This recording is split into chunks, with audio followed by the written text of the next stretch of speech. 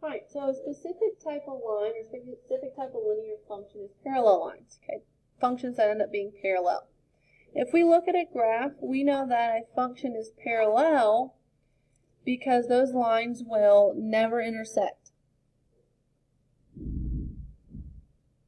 Okay? And they are in the same plane. All right. If I'm looking at an equation, I know I have parallel lines because I have the same slope and I have different y-intercepts. So, looking at these two and following that equation thought process, are these two lines parallel? Do they have the same slope? And do they have different y-intercepts? Okay, yes, they're parallel. Same thing here. They try to trick you here, but this is really just y equals 3x plus 1. So do their slopes match up? And do they have different y-intercepts? Okay, so these are also parallel. Well, how can I write equations of a line that are parallel? So our first step here, as we follow this, again, I'll do 2 examples and I'll let you practice them, the other 2 on your own. So, given the equation should be solved for y equals mx plus b. So let's do that first. So in this first example, I was given 2x plus y equals 3. Well, we need that in y equals mx plus b, slope-intercept form. So we'll say this is y equals a negative 2x plus 3. Okay, there's my equation. We need to identify the slope. Okay, so that was part B there. Okay, write down that slope of that line. And we're going to substitute the given point into y equals mx plus b. So we'll use y equals mx plus b. We know that our slope is going to be negative 2, because I just underlined it. It has to be the same. Okay. We still don't know that b value. That's what we're solving for. And the point that they want us to use is negative 2, 5. So this is going to be 5, 4 plus b. So 1 equals b. And if I want to finish writing up that equation, I'm going to get y equals a negative 2x plus 1. This equation right here is parallel to the one that was given to us. We have the same slope, but different y-intercepts. So let's try that process again here for number 5. Okay. Number 5, they were nice enough. They gave it to us in slope-intercept form. So we want to find the equation of a line that is parallel to this one. So the slope I have to recognize is I need the same slope, which is negative 4. So I'm going to write y equals mx plus b. So we'll have 2 equals, we have that same slope, negative 4 times 2. So look what I did. This is supposed to be a y value. So let's make sure it is a y value of negative 1 and 2. And we're searching for that b value. Okay, we're searching for that b value. So we will get negative 1 equal to a negative 8 plus b. So that's 7 equals b. So the equation of the line that's parallel is negative 4x plus 7.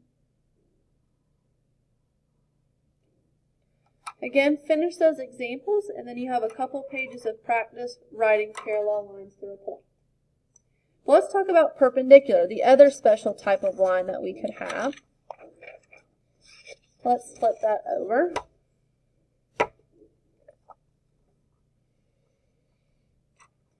All right, perpendicular lines, they must intersect at a 90-degree angle.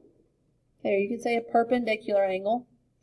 Remember, perpendicular, this word right here, can be represented with that upside down symbol of perpendicular. And we're making a 90-degree angle. There are 2 conditions on my slope for a perpendicular angle. The first condition is I need the opposite. Okay. And when I say opposite, I'm talking about the opposite sign. Okay. So if I have something positive, I need something negative. If I have something negative, I need something positive. And I need the opposite reciprocal. Okay. Reciprocal means I'm going to take that fraction and I'm going to reciprocate it. I'm going to flip it over. Okay. Do my y-intercepts matter? I could have the same. We could intersect at that y-intercept. I could have different. Okay. So we'll talk about having the same or different y-intercept. That part doesn't matter. So again, let's follow these steps here on how to write an equation of a line perpendicular to another given a point.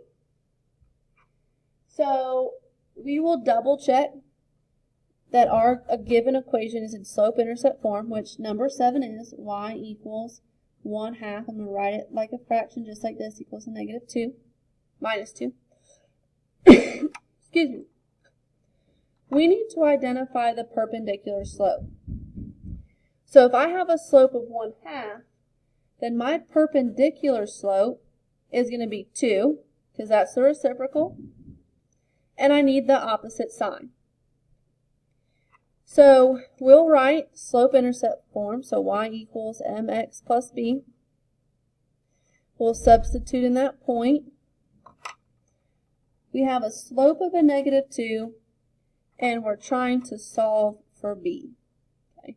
We're using that perpendicular slope when we substitute this in. So this is going to be 0 equals a -2 plus b. 2 equals b. And so when we go to write this, we'll say y equals a -2x plus 2. This line is perpendicular to this one. It has an opposite reciprocal slope. And again, the y-intercepts do not matter. So last example, and you'll get to practice, write a line perpendicular to this one. So first step is that we need to make sure this gets into slope-intercept form. Okay, so this will be 3y equals a -2x plus 9. I'll divide each part by 3. So this is y equals a -2/3 x plus 3. Step number 2 is to identify the perpendicular slope. Perpendicular is the reciprocal. So I'll flip over that fraction, and it's opposite, the opposite sign. So let's write this equation now. So y equals mx plus b. We'll substitute in that order pair there. We're trying to find b given our opposite reciprocal slope. So this becomes 18 divided by 2, which is 9. So b is equal to a -10. Scroll this up so we can see it better. And my final answer, my line that's perpendicular, is 3/2 x minus 10. Finish these examples up. An answer key will be provided to you in class. And then you have a couple more pages of practice writing parallel and perpendicular